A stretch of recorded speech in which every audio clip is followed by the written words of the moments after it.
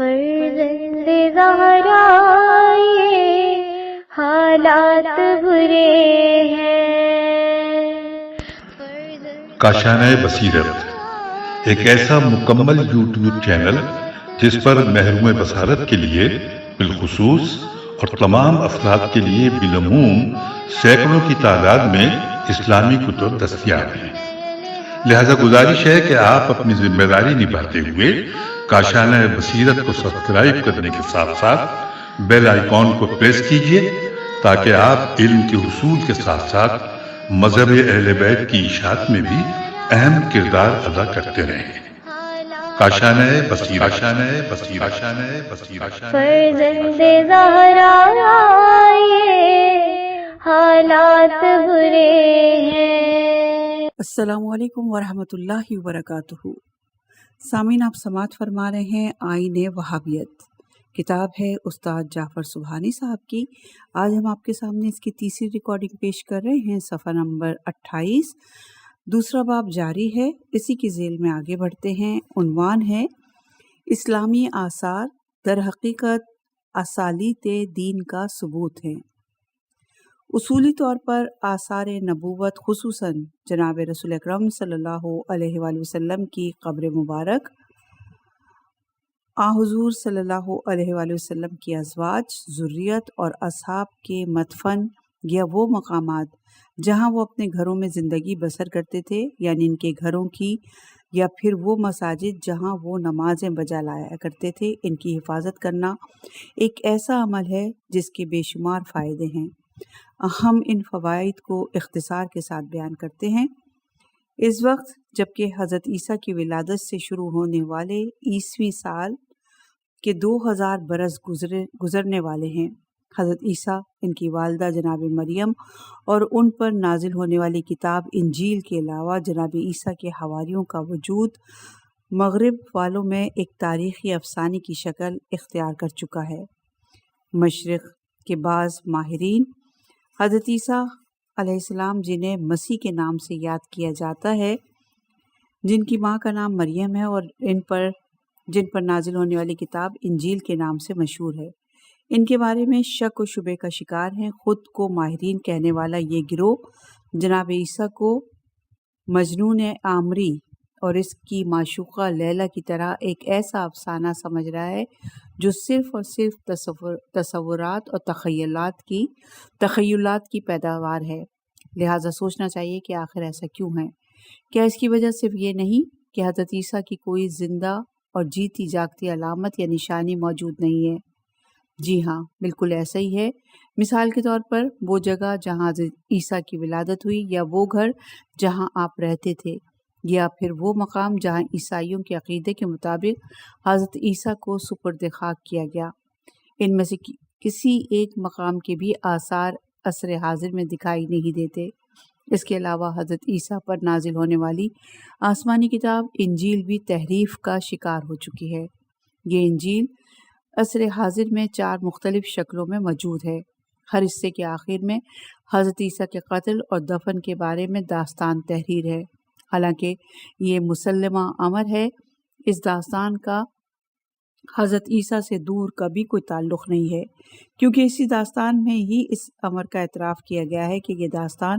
حضرت عیسیٰ کی وفات عیسائیوں کے عقیدے کے مطابق کے بعد لکھی گئی ہے، جبکہ بعض اور اکثر محققین اس داستان کو 2 صدی عیسوی کی ادبیات کا حصہ خیال کرتے ہیں۔ چنانچہ قرین قیاس سے یہ امر کہ اگر انبیاء برحق اور ہادیان دین کی خصوصیات یا ان سے متعلق آثار کو محفوظ رکھا جائے تو یہ امر واضح طور پر ان کے پیش کردہ آئین اور دستور کی اصالیت یعنی حقانیت کے گواہ ثابت ہو سکتے ہیں، کیونکہ ان کے آثار کے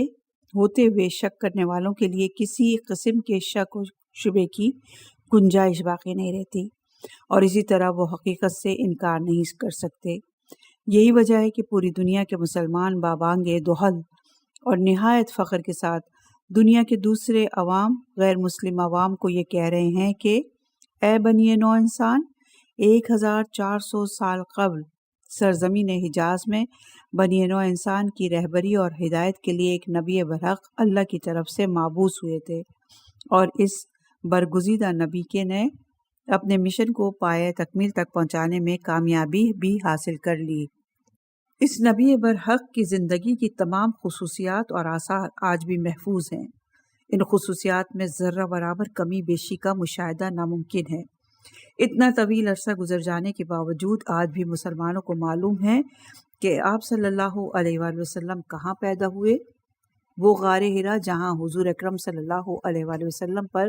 وحی نازل ہوئی کون سی غار ہے؟ وہ مسجد جس میں آپ صلی اللہ علیہ وآلہ وسلم نماز پڑھا اور پڑھایا کرتے تھے کہاں ہیں؟ وہ کون سی جگہ ہے جہاں انہیں سپرد خاک کیا گیا؟ یہی نہیں بلکہ مسلمانوں کو تو یہ بھی علم ہے کہ وہ کون سے مکانات ہیں جن میں حضور اکرم صلی اللہ علیہ وآلہ وسلم، ان کی ذریت، اولاد، ازواج اور دیگر اقربا رہا کرتے تھے۔ نیز حضور اکرم صلی اللہ علیہ وآلہ وسلم کی اہل بیت، ان کے اوصیاء، خلفاء اور ازواج کی آخری آرام گاہیں کہاں کہاں ہیں۔ لہٰذا اگر عصر حاضر ان تمام نشانیوں کو جن کا ذکر کیا گیا ہے مسمار کر دیا جائے تو یہ ایک مسلمہ حقیقت ہے کہ ایسا کرنے سے حضور اکرم صلی اللہ علیہ وآلہ وسلم کے وجود اور ان کے پیش کردہ دین برحق کی اصالیت یعنی حقانیت ختم ہو جائے گی۔ چنانچہ یہ کہنا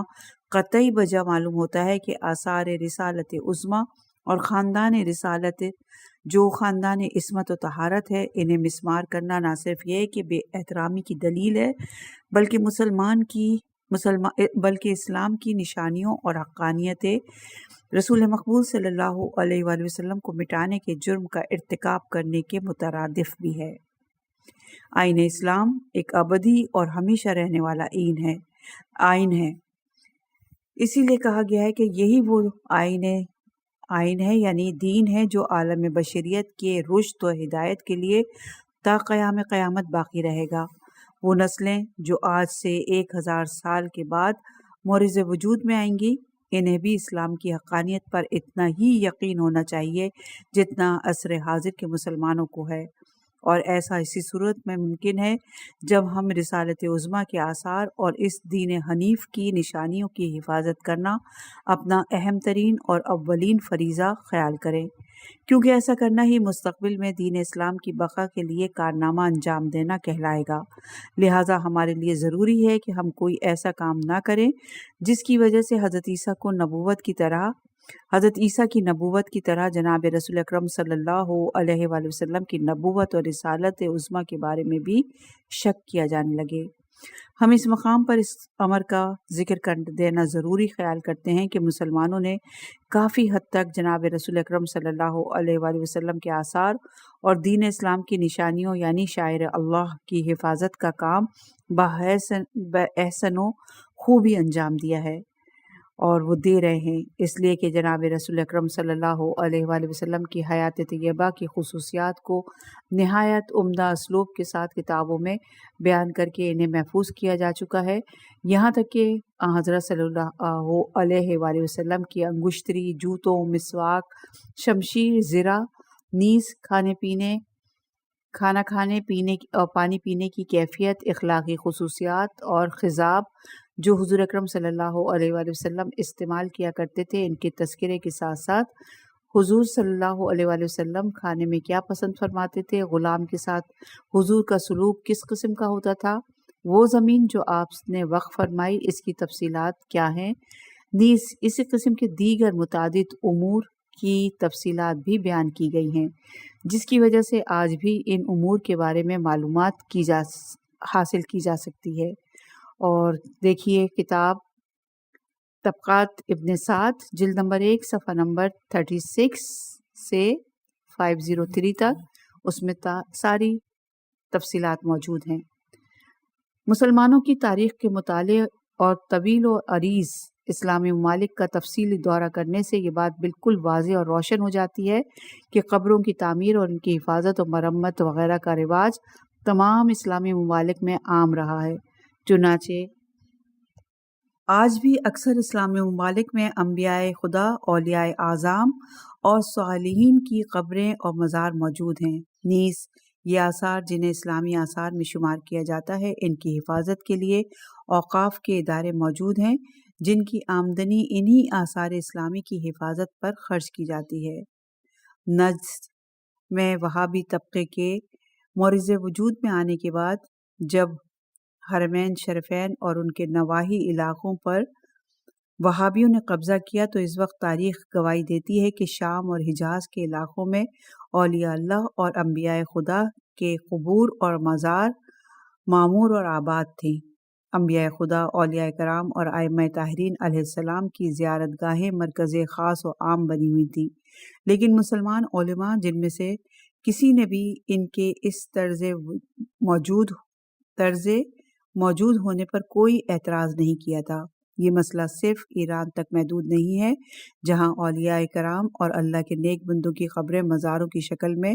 معمور اور آباد ہیں، بلکہ دیگر اسلامی ممالک خاص طور پر مصر، شام، عراق، مراکش اور تیونس وغیرہ میں بھی علماء عظیم، اسلامی شخصیتوں اور اولیاء کرام کے مزار موجود ہیں، اور مسلمانوں کی بہت بڑی تعداد جوک در جوک مزارات کی زیارت اور وہاں فاتحہ خوانی اور قرآن خوانی کے لیے جاتی رہتی ہے۔ ان مقامات پر خادم اور نگہباں متعین ہیں، نیز کچھ افراد کو ان مقدس مقامات کی صفائی اور دیکھ بھال پر بھی مامور کیا گیا ہے۔ قبور کی تعمیر کی یہ رسم جو کہ تمام اسلامی ممالک میں اس قدر وسیع پیمانے پر موجود ہے، ان کے بارے میں کیونکہ یہ کہا جا سکتا ہے کہ یہ حرام ہے، وہ بھی اس صورت میں جبکہ زمانہ صدر اسلام سے ہی یہ رسم مسلسل چلی آ رہی ہے۔ یہ رسم جسے علماء اسلام کی اصطلاح میں سیرت مسلمین کہا جاتا ہے، اس کا تعلق جناب رسول اکرم صلی اللہ علیہ وآلہ وسلم اور ائمہ معصومین علیہ السلام کے زمانے سے ہے،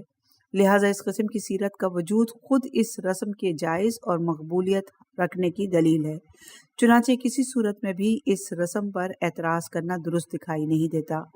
جبکہ قبور کی تعمیر و بقا کے خلاف اظہار خیال اسی طرح غلط ہے جس طرح خود ایک وہابی مصنف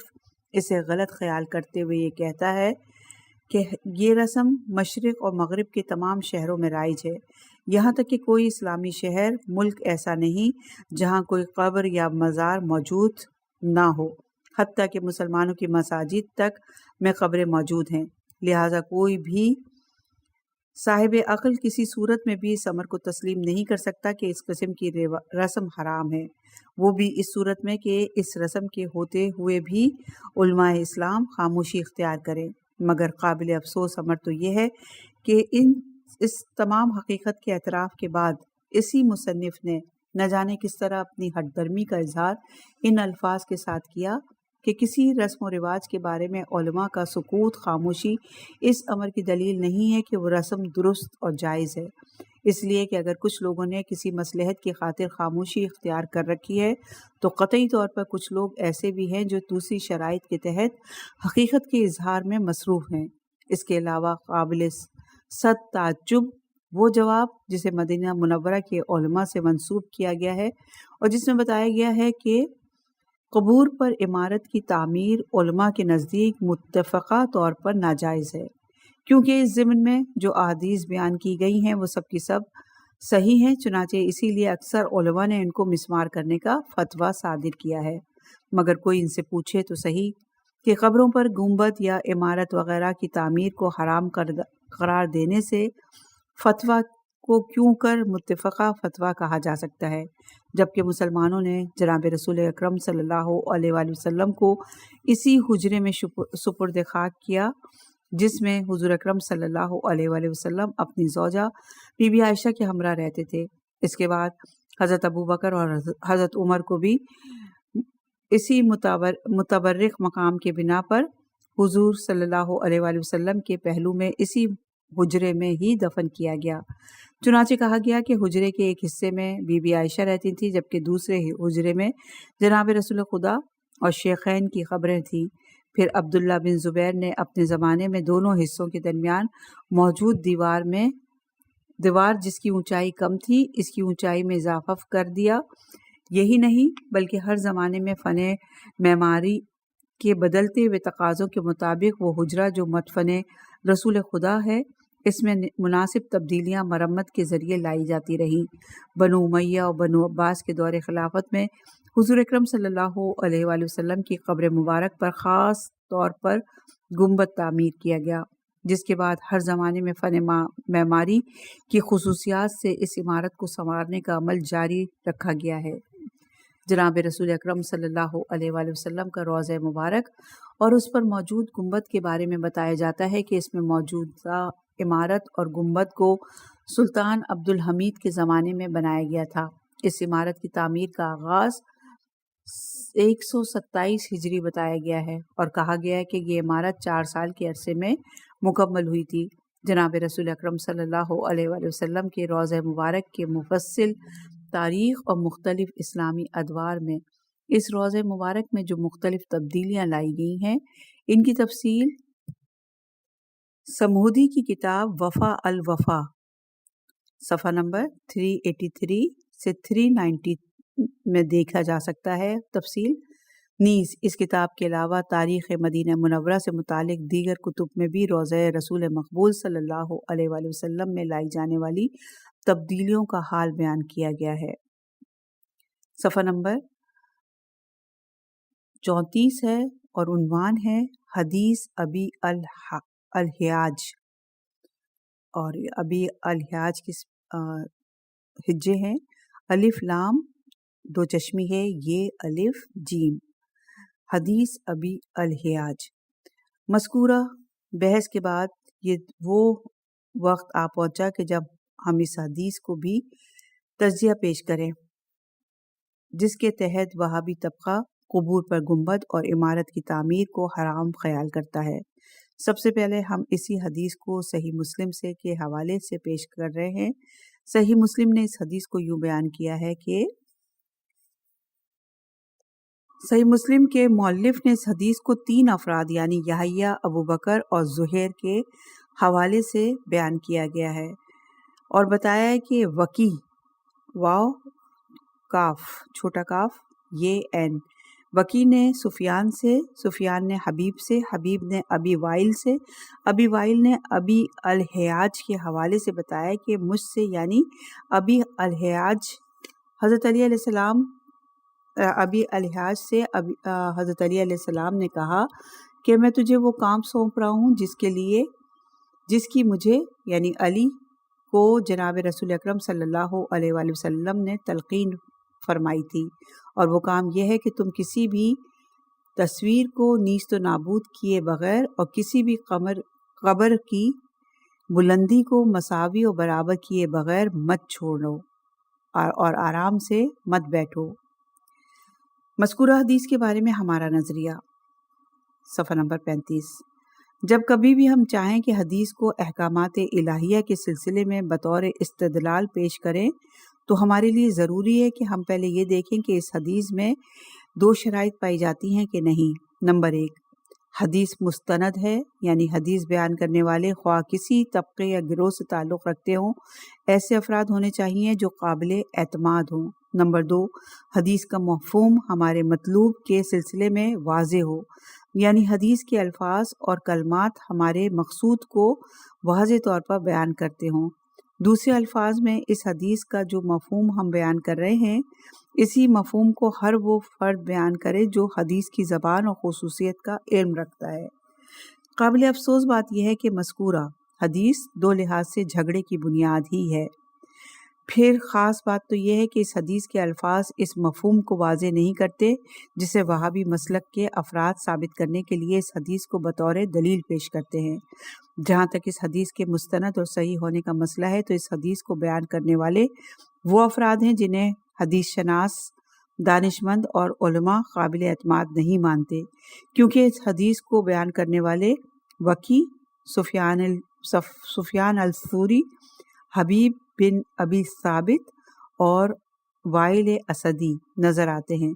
جبکہ حافظ ابن حجر عسقلانی جسے حدیث شناس نے اپنی کتاب تہذیب التہذیب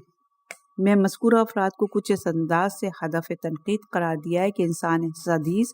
اور اسے بیان کرنے والے افراد سے منقول دیگر احادیث کے بارے میں شک و شبہ کرنے لگتا ہے۔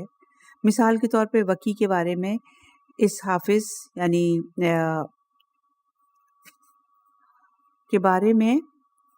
حجر عسقلانی نے امام احمد حنبل کے حوالے سے لکھا کہ اور تہذیب التہذیب میں اس کی ڈیٹیل موجود ہے۔ اسی طرح کہ وکی نے 500 احادیث میں غلطی کی ہیں، اور تہذیب التہذیب میں اس کی ڈیٹیل موجود ہے جلد نمبر 11 صفحہ نمبر 125 پر۔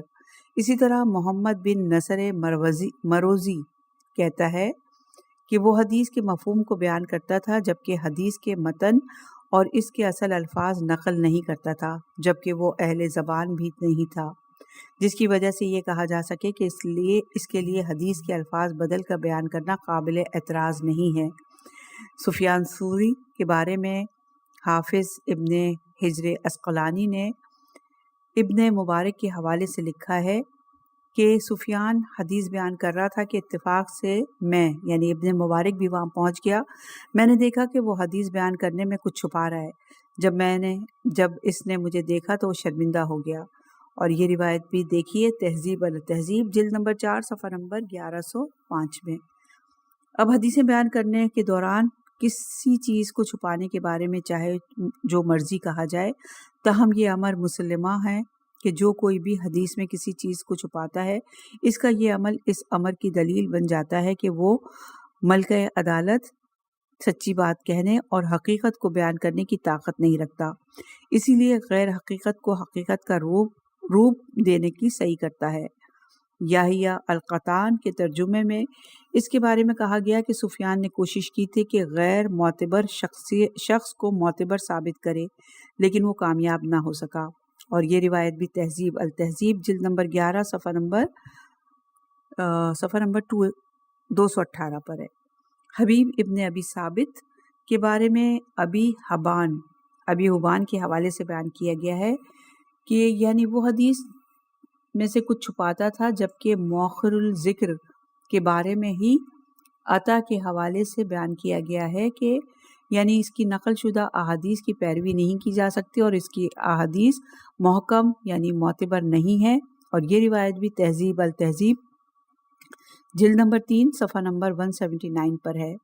رہ گیا وائل، تو اس کے بارے میں کہا جاتا ہے کہ وہ نواصب یعنی اس گروہ میں تھا جو امیر المومنین علی ابن ابی طالب علیہ السلام سے منحرف ہو چکے تھے۔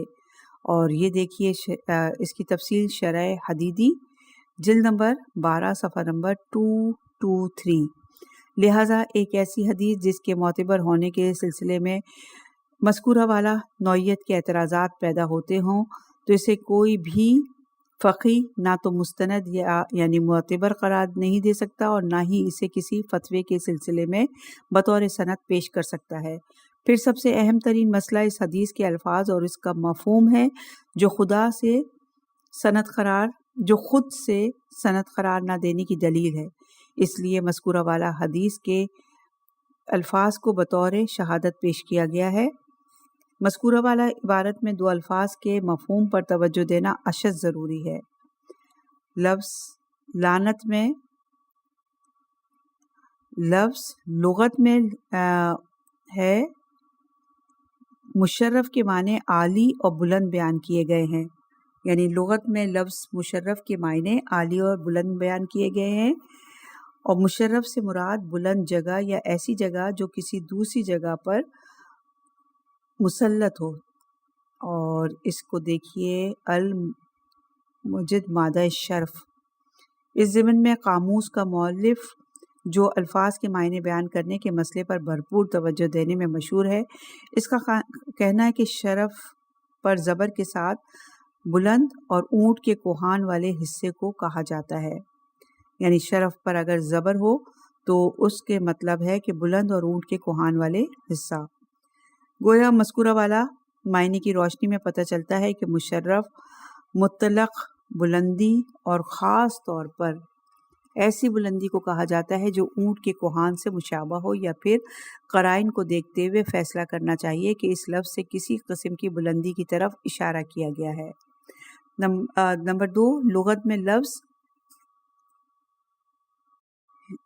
سوایا کے معنی مساوی اور برابر کرنے یا پھر ٹیڑھے اور اونچے نیچے حصے کو صحیح اور سیدھا کرنے کے ہیں۔ سوالشی یعنی کسی شے کو سیدھا کیا۔ عرب کہتے ہیں کہ میں ٹیڑھے کو سیدھا کرنا چاہتا تھا مگر سیدھا نہ ہوا۔ اس کے علاوہ یہی لفظ بے عیب مصنوع کے معنی میں بھی استعمال کیا جاتا ہے۔ قرآن مجید میں ارشاد باری تعالیٰ ہوتا ہے سورہ اعلیٰ کی آیت نمبر 2 میں، الذی خلق فسوا، یعنی اللہ وہ ہے جس نے خلق کیا اور پھر اسے مکمل بھی کیا۔ لہٰذا ان الفاظ کے مذکورہ والا معنی جاننے کے بعد ہی یہ اندازہ لگایا جا سکتا ہے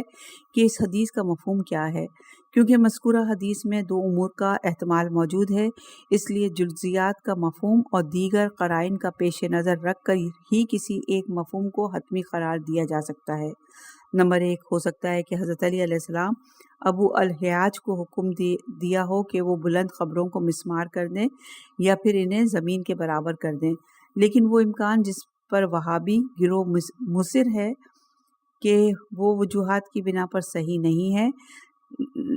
نمبر 1 اس لیے کہ لفظ سوایا مسمار کرنے اور ڈھانے کے معنی میں استعمال نہیں ہوتا۔ پھر اگر یہی مفہوم مراد ہوتا تو اسے بیان کرنے کے لیے یہ کہنا چاہیے تھا کہ یعنی اسے زمین کے برابر کر دو، لیکن حدیث میں اس قسم کا کوئی لفظ موجود نہیں ہے۔ نمبر 2 اگر حدیث کا مفہوم وہی ہے جو وہابیوں نے بیان کیا ہے تو پھر آخر کیا وجہ ہے کہ دیگر فرقوں کے علماء میں سے کسی نے بھی اس حدیث کے مطابق فتویٰ صادر نہیں فرمایا؟ گویا ان 2 عوامل کو ایک احتمالات کو پیش نظر رکھنے کے بعد یہ کہنا قطعی بجا معلوم ہوتا ہے کہ قبر بالکل برابر کر دینا سنت اسلامی کے خلاف ہے، جبکہ اسلامی احکامات کے مطابق سنت یہی ہے کہ قبر کسی حد تک سطح زمین سے بلند ہو، چنانچہ یہی وہ حقیقت ہے جس کے پیش نظر تمام علماء اسلام نے قبر کی زمین میں سے ایک بالش بلندی کو مستحب قرار دیا ہے۔ الفقی المذاہب الراجعہ نامی کتاب جو مشہور و معروف 4 اماموں کے فتوے کے مطابق ہے، اس میں بیان کیا گیا ہے کہ یعنی مستحب ہے کہ قبر کی خاک سطح زمین سے ایک بالش اونچی ہو، اور یہ اس کتاب کی جلد نمبر 1 صفحہ نمبر 420 پہ یہ تحریر موجود ہے۔ نمبر 2 ممکن ہے کہ حضرت علی علیہ السلام نے یہ حکم دیا ہو کہ ایسی قبروں کو ہموار کیا جائے جو مچھلی کی کمر یا اونٹ کی کوہان کی طرح بنائی گئی ہوں۔ دوسرے الفاظ میں اس حدیث کے ذریعے مذکورہ قسم کی قبروں کے اوپر کے حصے کو مستح یکساں اور ہموار کرنے کا حکم دیا گیا ہے۔ چنانچہ اس احتمال کو پیش نظر رکھ کر اگر مذکورہ حدیث کا مفہوم سمجھنے کی کوشش کی جائے گی تو پھر ماننا پڑے گا کہ مذکورہ حدیث اس امر کا ثبوت ہے کہ قبر کے اوپر کے حصے کو مساوی ہونا چاہیے۔ تو پھر ماننا پڑے گا کہ مذکورہ حدیث اس امر کا ثبوت ہے کہ اوپر کے حصے کو مساوی ہونا ضروری ہے، نیز قبر کے اوپر کے حصے کو مچھلی کی کمر یا اونٹ کی کوہان کی طرح شکل دینا درست نہیں، اور یہی اہل سنت کے ممالک میں رائج ہے، جو حقیقت میں درست نہیں۔ امام شافعی کے علاوہ اہل سنت کے 3 اماموں نے غیر مستحا اور غیر ہموار قبر کو مستحب قرار دیا ہے، اور یہ بیان ہے الفقی الذہب الاربع نامی کتاب کی جلد نمبر 1 صفحہ نمبر 420 پر بیان کیا گیا ہے۔ گویا یہ حدیث شیعہ علماء کے اس فتوے کی تصدیق کرتی ہے جس میں کہا گیا ہے کہ زمین کی سطح سے قبر کی خاک کا قدر بلند ہونے کے ساتھ ساتھ بلکہ صاف اور ہموار ہونا بھی ضروری ہے۔ اتفاق سے خود مسلم نے جو صحیح کے مؤلف ہیں اس حدیث کے علاوہ ایک دوسری حدیث کو جسے ہم بیان کر رہے ہیں اس کے باب الامر بنوسا قبر، اور اس کے علاوہ ترمذی اور نسائی نے بھی اس مذکورہ باب کے تحت اس حدیث کو بیان کیا ہے اور بتایا ہے کہ سطح قبر کا ایک سطح کا ہونا ضروری ہے، کیونکہ نہ مذکورہ کتب میں باب المرتسہ قبر کے تحت اس حدیث کو بیان کرنا خود اس امر کی دلیل ہے کہ اس عنوان کے تحت یہ واضح کیا گیا ہے کہ اونچی قبروں کی زمین کا برابر ہونا ضروری ہے، ورنہ اگر یہ واضح کرنا مقصود ہوتا کہ اس قسم کی قبور کو منہدم کر دینا ضروری ہے تو پھر مذکورہ باب کو باب الامر تخریب القبور و ہداہا قرار دیا جا سکتا تھا۔ پھر اتفاق سے عربی زبان میں اگر لفظ نسوہ کو قبر کی مانند کسی چیز سے نسبت دے دی جائے تو اس کے معنی یہ ہوں گے کہ صرف وہ خود ہی صاف اور مساوی نہ ہو بلکہ اسے کسی دوسری چیز جیسے زمین ہے اس کی طرح برابر اور مساوی کر دیا جائے۔ آئیے اس حدیث کا جائزہ لیں جسے مسلم نے اپنی کتاب صحیح میں بیان کیا گیا ہے، جو اس امر کی تائید کرتی ہے جس کا اثبات ہمارا مطلوب ہے۔ صحیح مسلم کی جلد نمبر 3 میں صفحہ نمبر 61 پر ہے کہ راوی کہتا ہے کہ ہم فضالہ بن عبید کے ہمراہ سرزمین روم میں تھے کہ ہمارے ساتھیوں میں سے ایک کا انتقال ہو گیا۔ فضالہ بن عبید نے ہمیں اس کی قبر تیار کرنے کے لیے کہا اور پھر دفن کرنے کے بعد اس نے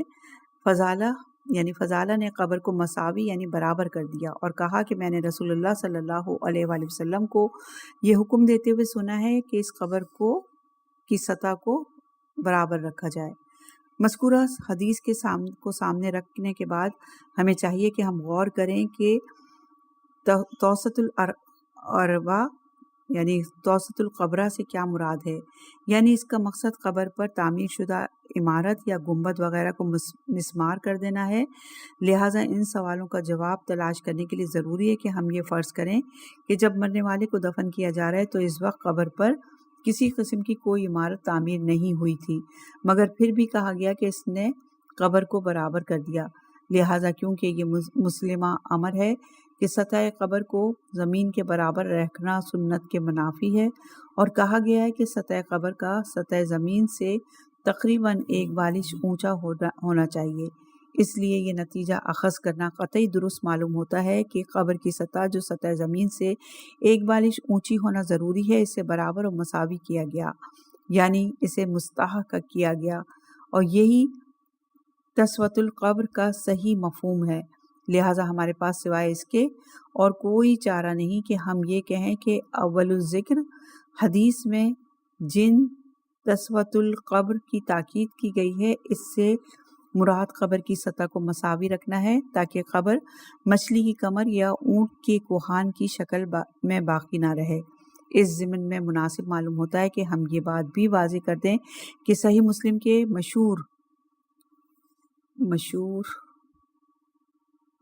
مشہور شارح جنہوں نے شرح لکھی جو نودی کے نام سے مشہور ہیں، انہوں نے بھی اس حدیث کی تشریح بیان کرتے ہوئے کہا کہ سنت یہ ہے کہ سطح قبر زمین کی سطح سے نہ تو زیادہ اونچی ہو نہ ہی کوہان کی شکل میں ہو، بلکہ سطح زمین سے 1 بالش اونچی اور سطح مستح ہونا ضروری ہے، یعنی سطح کا برابر ہونا۔ یعنی مذکورہ تشریح خود اس امر کی دلیل ہے کہ صحیح مسلم کے شرح کرنے والے نے بھی لفظ تسویہ کا وہی معنی لیے ہیں جسے ثابت کرنا ہمارا مطلوب ہے۔ دوسرے الفاظ میں اس تشریح سے یہ بات بالکل واضح ہو جاتی ہے کہ امام علیہ السلام نے ابی الحاج کو نصیحت فرمائی تھی کہ وہ قبور کی سطح کو کوہان اور مچھلی کی کمر کی صورت میں باقی نہ رہنے دیں بلکہ ان کو مستح اور ہموار کریں۔ یہ صرف ہم نہیں کہہ رہے، حدیث کی اس طرح تشریح کر رہے ہیں، بلکہ ابن حجر قسطلانی نے بھی اپنی کتاب ارشاد السادی فی شرح صحیح البخاری میں اس حدیث کی اس طرح تشریح کی ہے۔ وہ کہتے ہیں کہ قبر بنانے کے لیے سنت یہی ہے کہ اس کی سطح مستح اور ہموار ہو، اور یہ خیال کرتے ہوئے کہ قبروں کو ہموار بنانا اہل تشیع یعنی رافضیوں کا شعار اور طریقہ ہے، ہمیں ہرگز اس سنت پر عمل کو ترک نہیں کرنا چاہیے۔ نیز ہمارا یہ کہنا کہ سنت یہی ہے کہ قبر کی سطح ہموار ہو ابی الحاج کی حدیث کے منافی نہیں ہے، اس لیے کہ کیونکہ مقصد قبر کو زمین کے مساوی کرنا نہیں ہے بلکہ مراد یہ ہے کہ قبر کے اوپر کا حصہ زمین کی سطح کی طرح ہموار اور مستح ہو۔ پھر قابل توجہ امر یہ ہے کہ اگر نصیحت کا مقصد یہ ہوتا کہ گنبد اور اس عمارت کو مسمار کیا جائے جو قبر پر بنائی گئی ہے، تو پھر آخر کیا وجہ ہے کہ حضرت علی علیہ السلام نے اپنے زمانے میں ان گنبدوں کو جو کہ انبیاء خدا کی قبروں پر بنے ہوئے تھے انہیں مسمار نہیں کیا؟ حضرت علی علیہ السلام تو اپنے زمانے میں اسلامی ممالک کے علی الاطلاق حاکم تھے، فلسطین، شام، مصر، عراق، ایران اور یمن کی سرزمینوں میں انبیاء خدا کی قبروں پر بنائی گئی عمارتوں ان کی نگاہوں کے سامنے موجود تھیں۔ پھر اگر ہم ان تمام دلائل کو پس پشت ڈال کر یہ فرض بھی کر لیں کہ امام علیہ السلام نے ابی الحاج کو یہ حکم دیا تھا کہ تمام اونچی قبروں کو زمین کے برابر کر دو، تب بھی کسی صورت میں اس حدیث سے یہ امر ثابت نہیں ہوتا کہ قبروں پر بنے ہوئے گنبد یا عمارت کو مسمار کرنا ضروری ہے۔ اس لیے امام علیہ السلام نے فرمایا کہ یعنی بالفرض قبروں کو مسمار کر کے یہ تو نہیں کہا گیا کہ کوئی عمارت ہو یا گنبد انہیں مسمار کر دو، یعنی مسمار کرنے کے صرف الفاظ اس لیے استعمال کیے گئے کہ انہیں سطح زمین سے کے برابر کر دو۔ پھر ہمارا موضوع گفتگو قبروں سے متعلق نہیں بلکہ اس کا تعلق تو ان گنبدوں اور عمارتوں سے ہے جو قبروں پر بنائی ہوئی ہیں، جن کے سائے میں لوگ قرآن کی تلاوت، دعا و مناجات اور نماز وغیرہ پڑھتے ہیں۔ لہٰذا کس طرح اس مذکورہ جملے سے یہ ثابت کیا جا سکتا ہے کہ قبروں پر تعمیر شدہ ان عمارتوں کو تباہ و برباد کر دینا ضروری ہے جو زیارت کرنے والوں کو عبادت اور قرآن کی تلاوت کرنے کے موقع فراہم نہیں کرتے اور انہیں عبادت گزاروں کو سردی اور گرمی سے محفوظ رکھنے کا باعث بنے۔ دوسرا باب ابھی جاری ہے، انشاءاللہ کہ اگلی ریکارڈنگ میں اس سے مکمل کریں گے اور پھر باب تیسرا شروع کریں گے۔